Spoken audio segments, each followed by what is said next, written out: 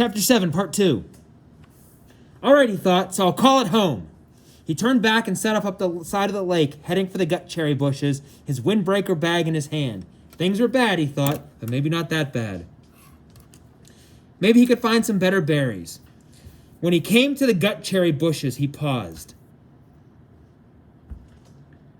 The branches were empty of birds, but still had many berries, and some of those had been merely red yesterday were now dark maroon to black, much riper. Maybe he should stay and pick them to save them. And there goes my page. But the explosion in the night was still much in his memory, and he decided to go on. Gut cherries were food, but tricky to eat. He needed something better. Another 100 yards up the shore, there was a place where the wind had torn another path.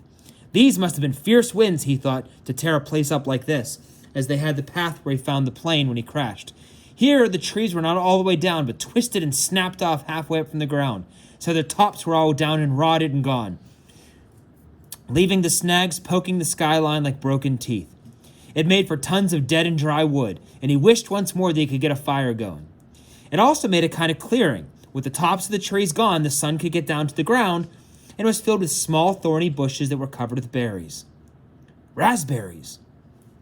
These he knew because there were some raspberry bushes in the park as he and Terry were always picking and eating them when they biked past. The berries were full and ripe and tasted one to find it sweet and none of the problems of the gut cherries. Although they did not grow in clusters, there were many of them and they were easy to pick, and Brian smiled and started eating. Sweet juice, he thought. Oh, they were sweet, with the tiny tang, and he picked and ate and picked and ate and thought he had never tasted anything so good. Soon as before, his stomach was full, but now he had some sense that he did not gorge or cram more down. Instead, he picked more and put them on his windbreaker, feeling the morning sun on his back and thinking he was rich with food now, just rich, and he heard a noise to his rear, a slight noise, and he turned and saw the bear. He could do nothing, think nothing. His tongue stained with berry juice was stuck to the roof of his mouth, and he stared at the bear. It was black with a cinnamon-colored nose, not 20 feet from him, and big. No, huge. It was all black fur and huge. He had seen one in the zoo at the city once, a black bear, but it had been from India or somewhere. This one was wild and much bigger than the one in the zoo, and it was right there. Right there. The sun caught the end of the hair along his back. Shiny black and silky, the bear stood on his hind legs, half up, and studied Brian. Just studied him. Then lowered itself and moved slowly to the left, eating berries as it rolled along, woofing and delicately using its mouth to lift each berry from the stem, and in seconds it was gone. Gone, and Brian had still not moved. His tongue was stuck to the top of his mouth, the tip half out. The berries were wide, and his hands were reaching for a berry. Then he made a sound, a low, It made no sense. It was just a sound of pure fear, of disbelief that something this large could have come so close to him without him knowing. It just walked up to him and could have eaten him. He could have done nothing. Nothing.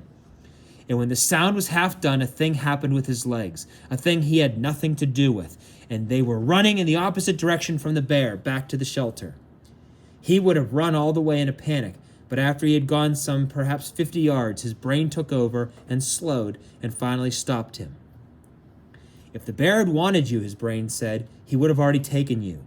It's something to understand, he thought, not something to run away from. The bear was eating berries, not people. The bear made no move to hurt you, to threaten you. It stood to see you better, to study you, than went on its berry-eating way. It was a big bear, but it did not want you, did not want to cause you harm, and that's the thing to understand here.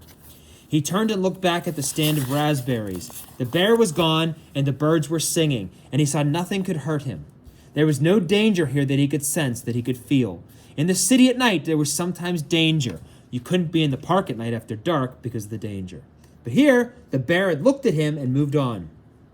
And, this had filled his thoughts, those berries were so good. So good, so sweet and rich, and his body was so empty, and the bear had almost indicated that he didn't mind sharing, had just walked from him. And the berries were so good. And he thought finally, if he didn't go back and get the berries, he'd have to eat the gut cherries again tonight. That convinced him, and he walked slowly back to the raspberry patch and continued picking for the entire morning, although with great caution. And once, when a squirrel rustled some pine needles at the base of a tree, he had nearly jumped out of his skin. About noon, the sun was always straight overhead. The clouds began to thicken and look dark. In moments, it started to rain, and he took what he had picked and trotted back to the shelter. He had eaten probably 2 pounds of raspberries and had maybe another 3 pounds in his jacket rolled in a pouch. He made it to the shelter just as the clouds completely opened and the rain roared down in sheets. Soon the sand outside was drenched and there was rivulets running down to the lake. But inside, he was dry and snug. He started to put the picked berries back in the sorted pile with the gut cherries, but he noticed that the raspberries were seeping through the jacket. They were much softer than the gut cherries, and apparently they were being crushed a bit with their own weight. When he held the jacket up and looked beneath it, he saw a stream of red liquid. He put his finger in it and found it to be sweet and tangy, like pop without the fizz. And he grinned and laid back on the sand, holding the bag over his face and letting the seepage drip in his mouth. Outside, the rain poured down, but Brian lay back, drinking the syrup from the berries, dry and with the pain almost gone, the stiffness almost gone, his belly full, and a really good taste in his mouth. For the first time since the crash, he was not thinking of himself, of his own life. Brian was wondering if the bear was as surprised as he was to find another being at the berries. Later in the afternoon, as the evening came down, he went from the lake and washed the sticky berry juice from his face and hands. Then went back to prepare for the night. While he had accepted and understood that the bear didn't want to hurt him, it was still much in his thoughts. And as darkness came into the shelter, he took the hatchet out of his belt and put it by his head, his hand on the handle, as the day caught up with him, and he slept.